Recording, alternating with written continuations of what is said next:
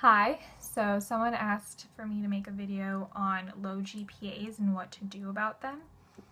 I personally can't comment on what you can do about your GPA once it's already low and you've graduated. I know a lot of people look into post-backs or master's programs. I don't know much about it. I have a friend who's doing a master's right now, or two friends who are doing masters because they felt their GPA wasn't good enough. One of them, I think, is just, the typical pre-med. I think her GPA was fine, but she want, kind of like me, like you want to be a perfectionist and you want to make sure everything's right. So she got her master's.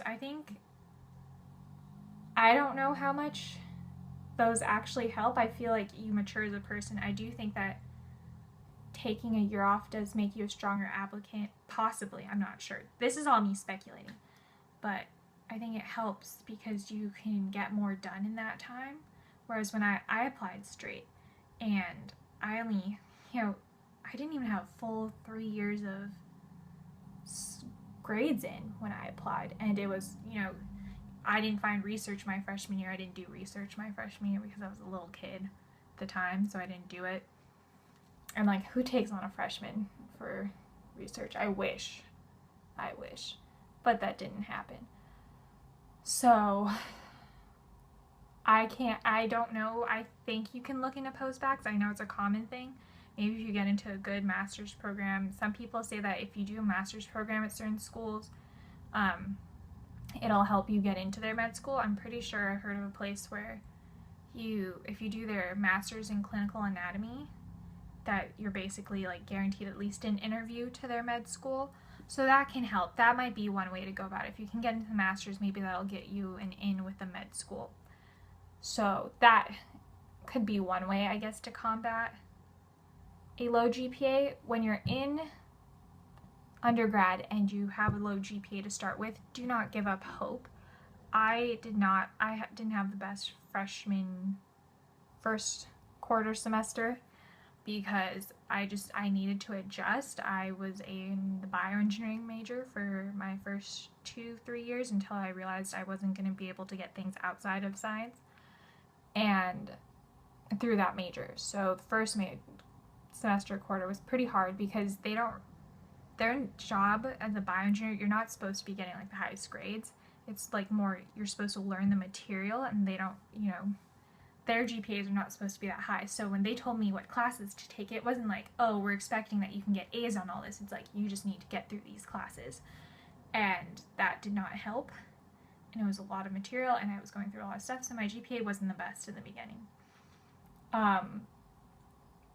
Then I started improving my freshman year. I guess overall I'm not too proud of it, but I think it was necessary to motivate me. My sophomore year is still bioengineering, but I kind of pushed myself, reminded myself that I could do it.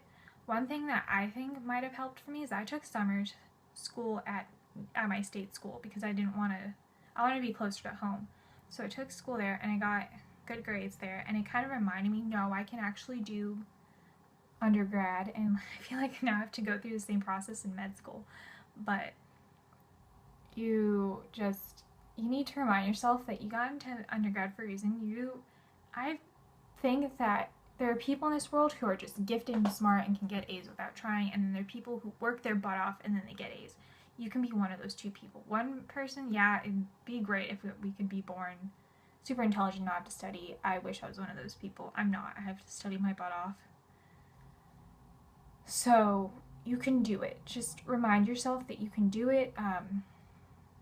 If you have a low GPA, you can maybe there's a place at your school that you can look for new study tips and new study habits. When you're studying, please just study. Don't have your phone out. Don't be on Facebook. Like, make sure you're actually getting some good quality studying. Again, I think I've said in some videos, if you guys have old exams that you're allowed to see, like some teachers don't want you to see their old exams, some teachers don't care. If you can see old exams, that helps definitely, because even if you know the material super well, there are some teachers who just test in a way that if you don't know their testing style, you're still going to get it wrong, even if you studied super hard.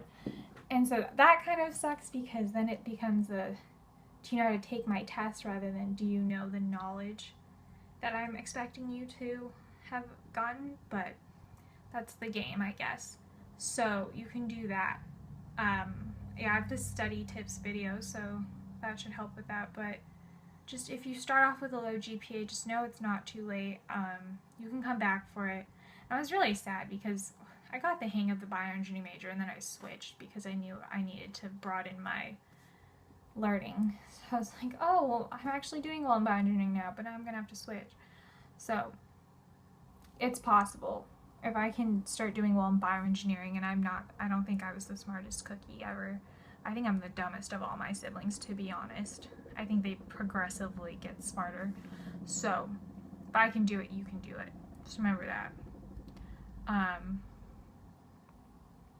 Yeah, I think the best thing you can do is just work on your study habits. Make sure you're giving the adequate amount of time. I think one thing that I saw one of my close friends do is that they just underestimated the work that's required for college.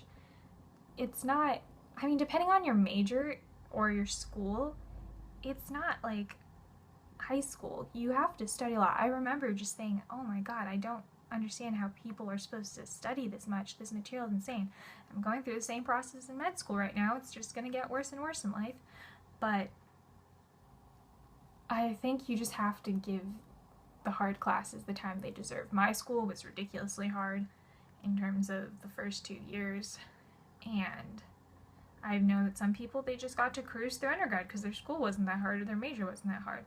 So that's another thing that I really don't like to say, but you also have to choose a major that you can handle, because at the end of the day, you do need to have good grades. So if you're not getting good grades in the major that you have, you should switch, which really sucks because, you know, you might really like it, but if you have like a 3.2 in a major that you like, whereas you could get like a 3.7 in a major that you don't like, but you're doing better, you might want to consider it. I don't want to say that for sure, but I have heard that the minimum GPA should go for med school is a 3.5, and 3.5 isn't gonna get you many brownie points, so you should aim for like a 3.8, in my opinion. But then again, I don't know anything about med school admissions. I am just going off of what I've been reading. So yeah, if you already graduated, your GPA is low, you could probably consider a master's, a post-bac. I really don't know what other option there is at that point. Just you should go into a higher education thing like a master's, and that could possibly get you an in with a med school. Work on your study habits if you're still in school, and just believe in yourself, because once you're in, you're a doctor. I don't like that quote that says, oh, if you get all passes in med school, you're still a doctor, even if you're the last in your class. But I guess that's kind of true. But I don't want to be last in my class. So just study as hard as you can. Let me know if you guys have any questions and if you need me to clarify anything. Okay, thanks.